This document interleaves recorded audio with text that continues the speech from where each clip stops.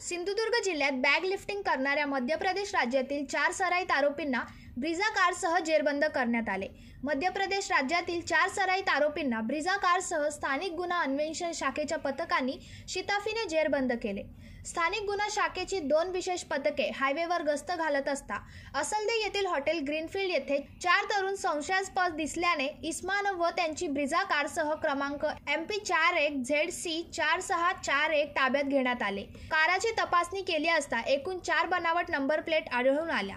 आपण हॉटेलवर येणाऱ्या बसमधून प्रवास करणाऱ्या प्रवाशांच्या बॅगेतील सोने, चांदीचे दागिने व रोख रक्कम चोरण्यासाठी आपण मध्य प्रदेश येथून आल्याचे कबूल केले।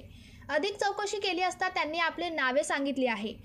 जाहीर निजामुद्दीन खान, जाबिर आयुब खान, शब्दर सोजर हुसेन, रफिक नियाज खान सर्व राहणारे उमरबन खेरावा तांडा, जिल्हा धार, राज्य मध्य प्रदेश येथील आहेत।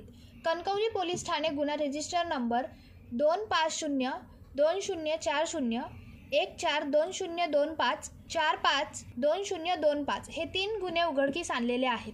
सदरची कारवाई पोलीस उपनिरीक्षक राजेंद्र पाटील, पोलीस उपनिरीक्षक समीर भोसले, रामचंद्र शेळके, सहाय्यक पोलीस उपनिरीक्षक Suresh Rathod, Gurunath Koyande, police head constable Dominic D'Souza, head constable Pramod Kalsekar, Kiran Desai, Chandrakant Palghar सर्व नेमणूक स्थानिक गुन्हे अन्वेषण शाखा सिंधुदुर्ग यांनी केली आहे।